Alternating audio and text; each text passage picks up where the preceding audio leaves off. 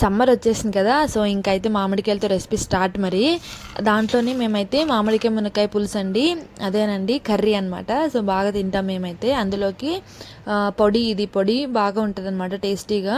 పల్లీలు మంచిగా వేయించేసుకొని అందులో వేగిన తర్వాత కొన్ని ధనియాలు, మిరపకాయలు, జీలకర్ర వేసుకొని వేయించేసుకున్న తర్వాత మిక్సీ పట్టుకోవాలి. మిక్సీ పట్టుకునేటప్పుడే ఇంకొంచెం అయితే ధనియాల పొడి, అంటే ఇంకొంచెం స్పైసీనెస్ కోసం కారము, అవి మనం కర్రీ కన్సిస్టెన్సీని బట్టి వేసుకోవాలన్నమాట. వేసుకున్న తర్వాత మొత్తం పొడి చూసారు కదా, పొడి ఎలా వచ్చిన తర్వాత పోపు పెట్టేసుకొని మునక్కాయలు కొంచెం అంత మగ్గిన తర్వాత మూత పెట్టేసుకొని తర్వాత పొడి వేసేసుకొని వాటర్ మనం గ్రేవీ కన్సిస్టెన్సీ ప్రకారం వేసుకోవాలి.